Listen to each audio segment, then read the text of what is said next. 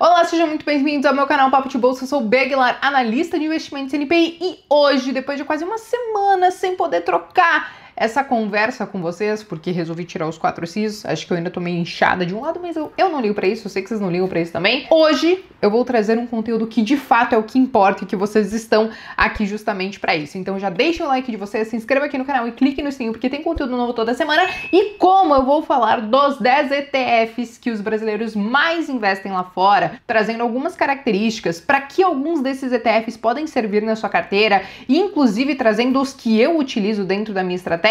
Contem aqui nos comentários depois quais desses ETFs vocês também têm na carteira. E não tem jeito, os ETFs caíram no gosto do brasileiro quando eles vão investir diretamente lá fora, por uma questão de que lá, gente, nós temos mais de 8 mil ativos na Bolsa de Valores. Seria muito difícil você conseguir passar tudo isso dentro de uma peneira. Então, olhar para os ETFs pode ser um caminho muito mais simples, você não precisa se preocupar em fazer toda aquela análise fundamentalista das ações que você está investindo, acompanhar as notícias, os fatos relevantes. Esse, de fato, é um dos melhores caminhos para os investidores, ao meu ver, quando a gente olha lá para fora. Mas vamos lá, sem mais delongas, gente, já deixa eu trazer o primeiro ETF. Esse é o ETF que os brasileiros mais investem lá fora. E eu vou falar pra vocês, tá? Eu fiz um vídeo assim parecido, eu acho que é um pouco mais de 1 ano e meio, quase 2 aqui no canal. E, cara, essa lista ela mudou por completo, assim, mas muito por conta da mudança do cenário lá fora e de aumento nas taxas de juros. Tanto que o primeiro ETF é o SGOV. O SGOV, gente, ele é um ETF da BlackRock que ele investe em títulos do Tesouro Americano de curtíssimo prazo, de 3 meses, por exemplo. E por que isso? Porque títulos de curto prazo,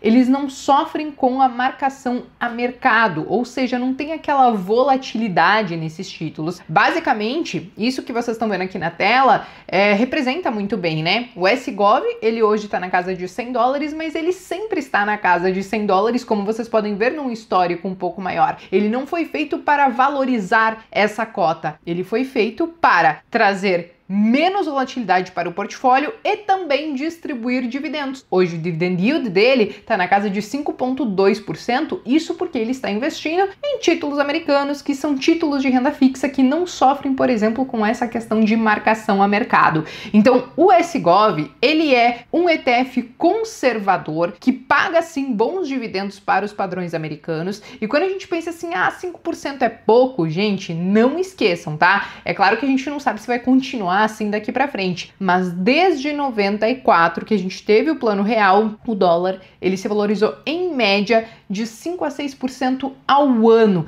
Então, quando a gente pensa nessa rentabilidade dos dividendos, se lá no final a gente colocar a equação cambial, esses ganhos eles podem, não há garantia de que vai ser, mas podem ser muito maiores. Então, o SGOV, para mim, ele tem 2 funções, tá, gente? Ele tem a função de baixar um pouco a volatilidade e o risco de uma carteira, buscando essa questão dos dividendos, já que, né, a questão da cota não varia muito, e também pode servir como uma reserva, não uma reserva de emergência, tá? Mas como uma reserva de valores, seja para você que não sabe muito bem no que você quer investir agora lá fora, mas também não quer deixar esse dinheiro sem nenhuma rentabilidade, então você coloca em títulos atrelados à renda fixa com baixo risco, seja para você que, por exemplo, eu utilizo tanto o SGOV e o próximo ETF que eu vou trazer para vocês, para fazer essa reserva para períodos que você vai viajar lá fora. Então, às vezes você passa 6 meses, 1 ano se programando para uma viagem lá fora, e aí você vai ter que comprar um pouquinho de dólar todo mês para fazer aquele preço médio e tal, e para não deixar esse dinheiro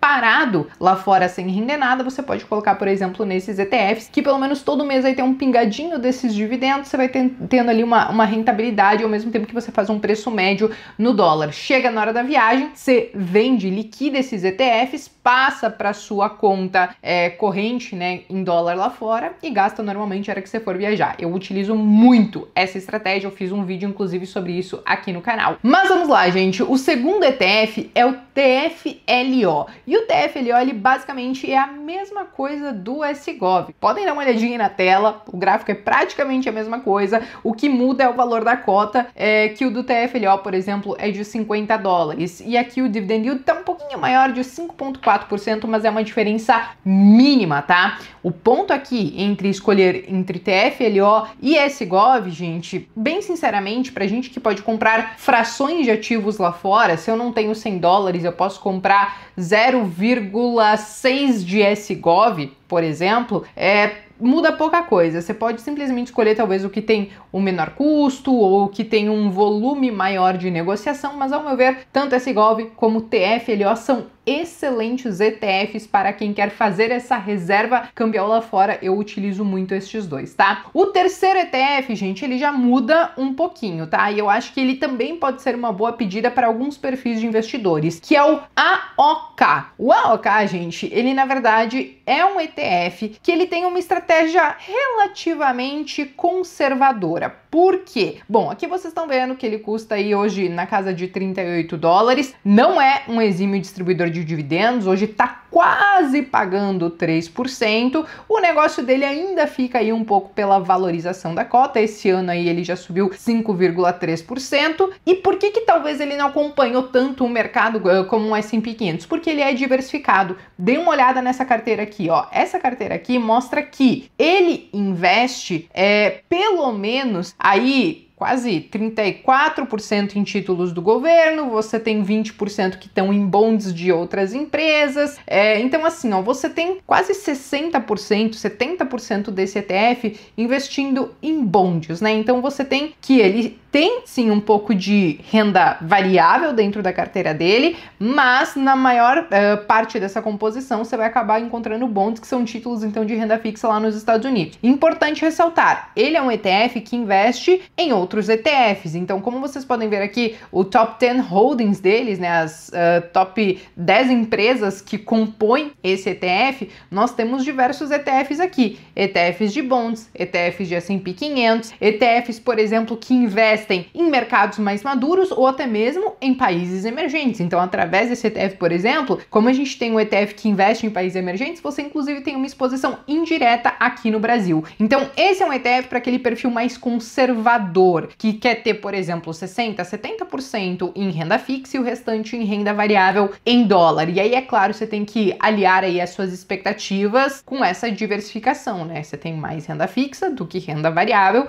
então não espere grandes retornos estratosféricos como um foguetinho, como outros ETFs que eu vou mostrar para vocês nesse vídeo de hoje, beleza? Mas vamos lá, saindo deste ETF, vamos para o quarto, gente. E esse aqui, ele já estava na lista do vídeo que eu fiz há mais de um ano e pouco aqui, que é o VOO, V-O-O. O VOO hoje está negociando aí na casa de $513 e ele nada mais faz do que replicar o S&P 500. Então, ao investir em VOO, você está investindo nas 500 maiores empresas dos Estados Unidos, você está investindo no principal índice dos Estados Unidos que tem essas empresas. Também não é um exímio pagador de dividendos, está na casa hoje de 1,2%, mas o negócio dele é mesmo essa questão de valorização, porque o mercado americano hoje é o mais robusto, é o maior que nós temos no mundo, somente esse ano já subiu mais de 17%, então o próprio VOO entregou esse retorno aí muito parecido com o S&P 500. Quando a gente olha a composição dele, nós vemos que 32% dele é composto por empresas de tecnologia, 12% do setor financeiro, temos setor de saúde com quase 12%, mas basicamente nós temos todos esses setores aqui. As principais empresas que compõem ele, temos Apple, Microsoft, Nvidia, Amazon, Meta, aquelas Magnificent Seven que eu já falei para vocês, mas são sempre grandes empresas, né? São as principais empresas que nós temos no mercado americano, então ao investir em VOO, você tá fazendo isso, tá super diversificado e tá investindo num dos maiores mercados que nós temos no mundo. Saindo do VOO, nem vou bater muito em cima dele, porque eu acho que a maioria de vocês já conhece, vamos falar do AOM, gente. Esse ETF aqui, ele tem um risco moderado. Eu falei para vocês do AOK,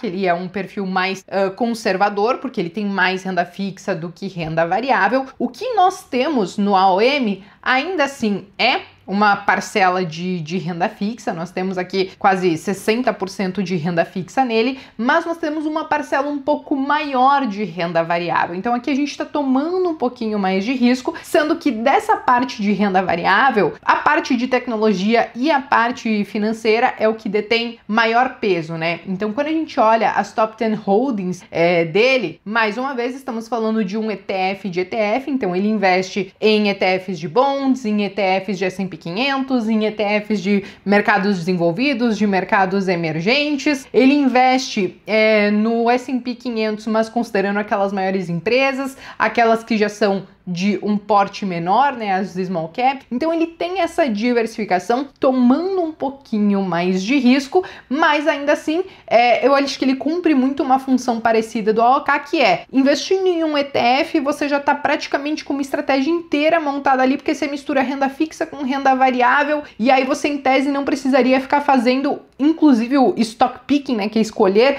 ativo por ativo, inclusive através dos ETFs. Talvez até mesmo por isso que muitos brasileiros tenham optado por esse tipo de ETF, que já mistura renda fixa com renda variável numa coisa só. Agora, gente, vamos para o sexto ETF, que é o IBIT. Sim, nós tivemos a aprovação, não tem muitos meses, né, dos ETFs de criptoativos lá fora, dos ETFs de Bitcoin, na verdade, e o IBIT basicamente investe 100% em Bitcoin. Então hoje ele negocia aí na casa de 33 dólares. Ele até se valorizou um pouquinho desde o início do ano, mas ainda é uma novidade, né, para os mercados americanos. Esquece esse rolê de dividendos quando você investe em IBIT. E o ponto sobre essa questão é: alguns investem em criptoativos, em criptomoedas, em Bitcoin, em Ethereum, pensando justamente em tirar o governo do seu dinheiro. Sou muito a favor dessa teoria. Só que para você conseguir fazer isso, você precisa investir diretamente. Você precisa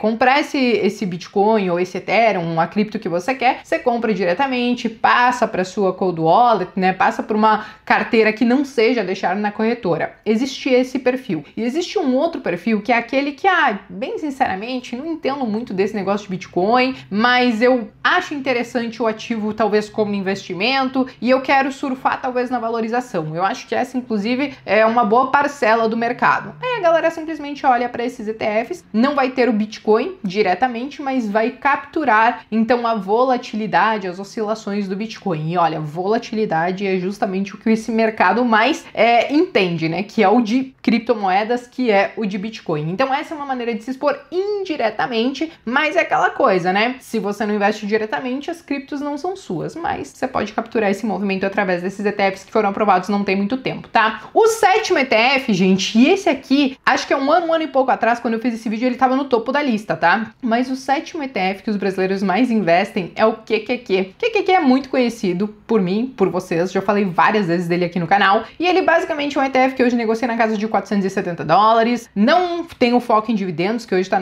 na casa de 0,57% ao ano, mas o foco dele é justamente investir e replicar, né, o índice Nasdaq 100, que basicamente é composto pelas principais empresas de tecnologia dos Estados Unidos. Quando a gente olha esse índice, vejam que mais de 50% dele é justamente sobre a questão de tecnologia, e muitas empresas, inclusive, que estão nesses outros setores, são muito ligadas em tecnologia também, mas são majoritariamente de outros setores. Existem empresas, por exemplo, que são de saúde, mas que também estão muito envolvidas com tecnologia e por aí vai. As Top 10 Holdings, né, as maiores empresas desse ETF, ele investe diretamente nas empresas: Apple, Nvidia, Microsoft, Broadcom, Amazon, Meta, Tesla, Costco, Alphabet, e são basicamente essas aí. Então, as maiores empresas de tecnologia estão nesse índice e nós sabemos o quanto a tecnologia andou esse ano, né? Claro que ela tem uma volatilidade um pouco maior, porque ele é um setor que costuma ter um valuation relativamente caro,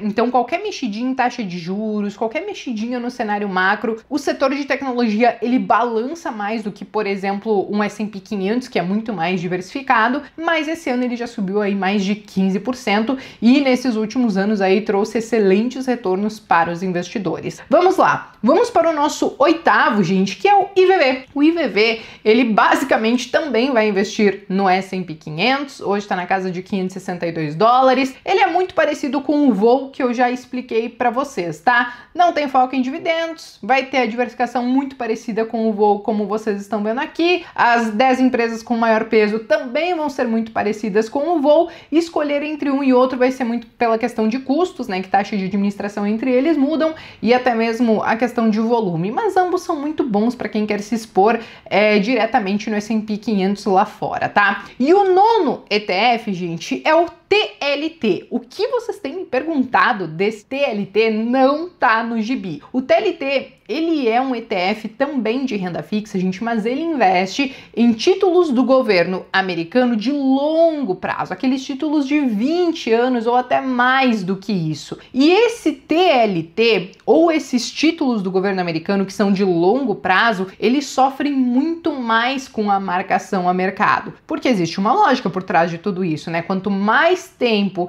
eu me disponho, né, a investir em um título, maior será o meu risco, porque por mais tempo eu estarei exposta. Então, o que muitos esperam nesses momentos é que talvez eu consiga um retorno maior lá na frente, né? Principalmente se você conseguir capturar boas taxas, como muitos conseguiram capturar nesse momento de taxa de juros acima de 4,5% e de 5% lá nos Estados Unidos. Mas ele vai ter sim mais volatilidade. Vocês conseguem ver, inclusive, isso nesse gráfico, porque nesse ano, por exemplo, ele não teve valorização, ele caiu 1,4%, nós não tivemos praticamente uma alteração brusca ou qualquer coisa assim nas taxas de juros lá por fora, mas vocês veem que ele dá uma variada aí um pouco maior. O que muitos têm esperado, por exemplo, para o TLT, é que a partir do momento que as taxas de juros lá fora comecem a ser cortadas, e muitos estimam que possa começar já agora em setembro, né? A reunião, se eu não me engano, é dia 17, dia 18 agora de setembro, muitos esperam que o TLT ele possa se valorizar com um ganho de marcação ao mercado. Só que eu expliquei isso para vocês em um vídeo de marcação ao mercado de títulos de renda fixa americano aqui, que existe um grande depende, tá? Uma coisa é você investir diretamente nos bonds, por exemplo, do governo americano lá fora e pegar boas taxas. Você com certeza vai sentir essa marcação ao mercado. Agora, quando a gente fala dos ETFs, veja que a composição dele, quando a gente pega os principais títulos dele, você tem títulos com diversas taxas de juros. Então,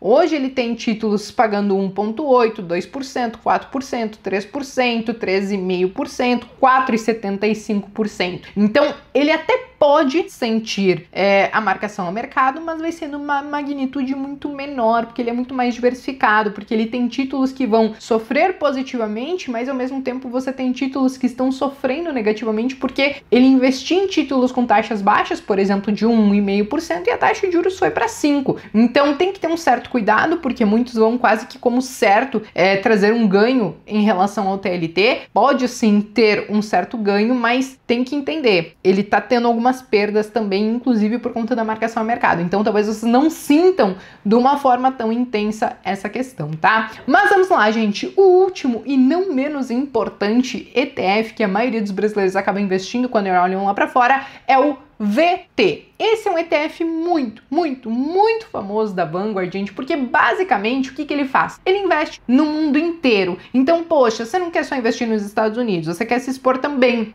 à economia da Ásia, à economia da Europa, à economia de países emergentes, como por exemplo aqui no Brasil. Ao investir no VT, você consegue fazer isso. O VT hoje ele negocia a $116, ele tem um dividend yield de 1,89%, somente nesse ano, gente, já subiu mais de 13, quase 14%, tá? E ele, sim, tem um grande peso de tecnologia, tem um grande peso na parte de finanças, né, no setor financeiro, mas vejam que eu até deixei aqui embaixo, bem no rodapézinho, para vocês verem, o número de empresas que esse ETF tem são mais de 9.974 empresas, ou seja, talvez seja o ETF mais diversificado que a gente tem hoje no mercado lá fora, porque ele investe no mundo inteiro, com quase 10 mil empresas, e aí sim, você vai estar muito diversificado. Às vezes as coisas podem estar indo muito mal aqui no Brasil, mas estão indo bem lá na China, ou estão indo bem lá nos Estados Unidos e tudo mais, então ele vai meio que conseguir equilibrar esses pratinhos, né, já que ele investe um pouquinho em cada canto. Então, essa é uma das alocações mais